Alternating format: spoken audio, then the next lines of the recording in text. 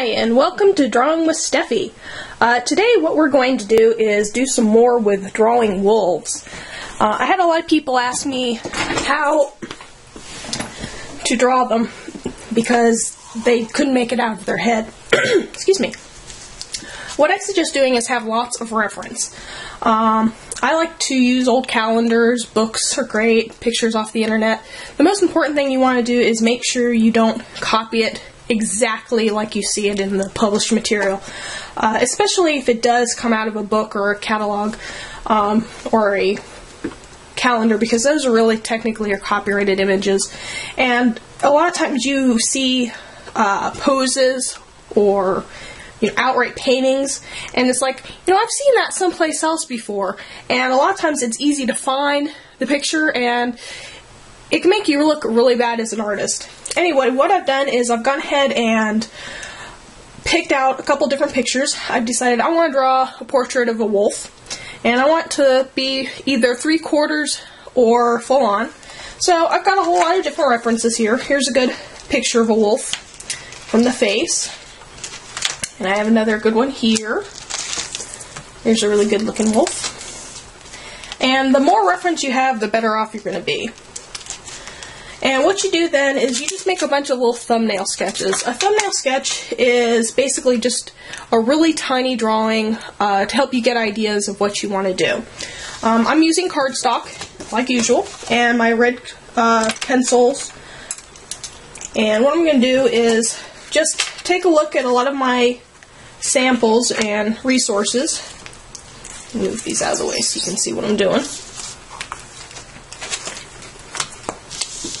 With my pencil, paper, and looking at the reference, I'm just going to make a real small drawing, just a circle. I'll try to draw this dark enough that you can see it, and just kind of look at what the picture looks like. Also, Husky magazines are good, or Malamute, any of the Northern Spitz type dogs, because they have a lot of the same characteristics. And you just draw what you see. Now remember, this is just a thumbnail, so I'm not going to use this for my actual drawing. This is just to get an idea of what the anatomy of the creature looks like. You can use the grid method if you want. I do that sometimes, but I kind of have an idea already of what wolves look like, so don't do that too often. But when I do encounter something I haven't drawn before, usually it's cars or other man-made things, I'll still do the grid pattern, and I'll talk about that in a bit. But just lightly map out where everything is. See how the rough of the edge of the face goes out. Well, it's part of the really distinct area of the wolf. It's what makes it look more like a wolf and not just your dog at home. Wolves and most canines have very thin chins. They don't really have a chin, so you don't want to have a real big chin there. I'm just drawing ears. And this is a good opportunity to take note of how the animal that you're drawing is different than others in its species. For example, foxes usually have really tall ears, and they have a different looking face ruff. Oops, I've run out of lead. I have to use the other pencil. So you don't want to make the ears too tall or too thin, because those are the things that make things look like individuals or different species.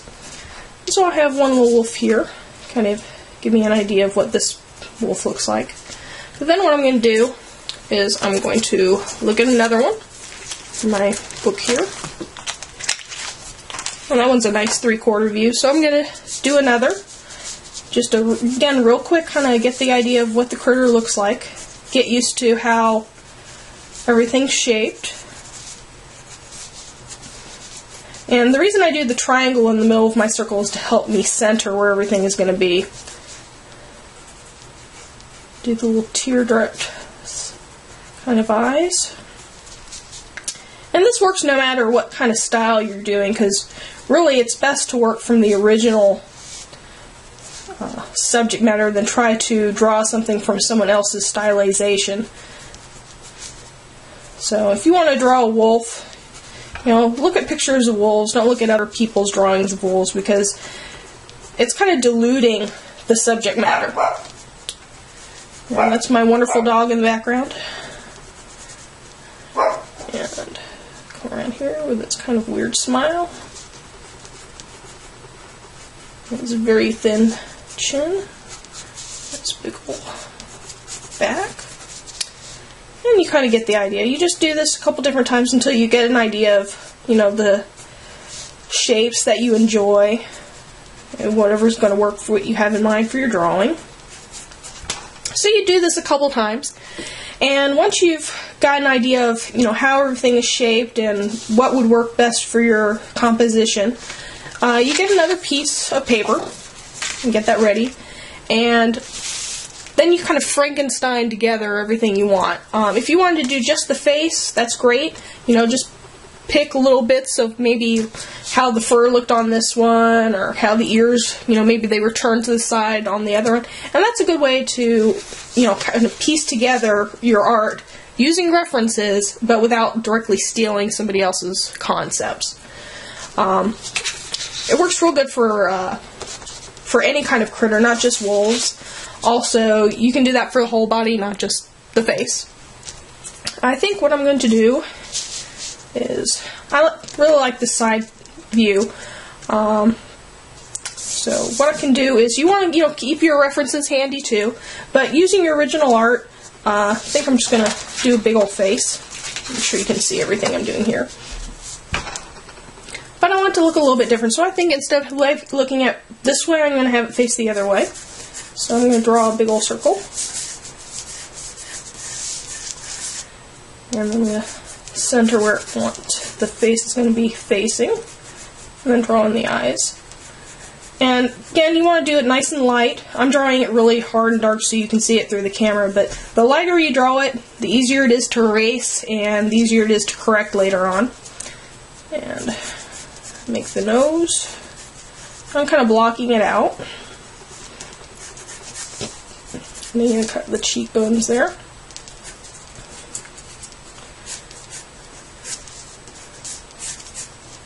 Get in that face ruff. Now, I don't really like the way it looks on the original picture. It looks kind of square, and I don't like that, so I'm going to change it. I'm going to make it look a little bit more angular there.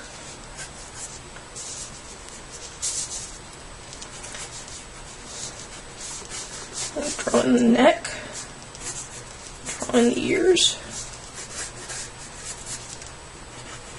And as you see, I'm not trying to directly copy the original photograph, just getting an idea of what it generally looks like. And you can go back to it and look at the eyes to get in the exact details. Yeah, but I don't really like that nose. It's really dark in this photograph, so you can't really see the detail. So I'll just go to a different piece, like this one. This one has a real good picture of the nose. And wolf noses and husky noses are pretty similar, so I can use this reference for the nose. So I can see, with this better lit photo, what the nose looks like. Curled around there. And the more you do this, the better you'll get at it. You'll start remembering how things are placed and what their shape should be. And this one's smiling, so I think I'm going to add that to this wolf. Let me make him smile. Get that cute little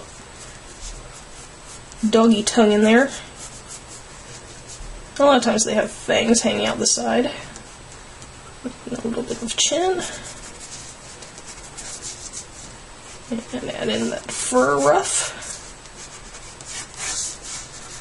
And there we go. Got the nice little eyebrow things.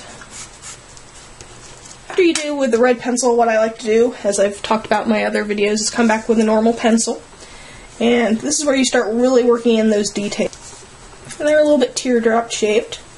And depending upon how realistic you want the picture to look, you can either stylize it or draw exactly what you see. Little eyebrow things in there. Come around with the pencil. Yeah. I don't want this video to end up really long like the other ones, so I'm not going to make you watch me draw the whole thing, but I'm going to finish up on this and then let you see the finished product. Back in a while. Bye.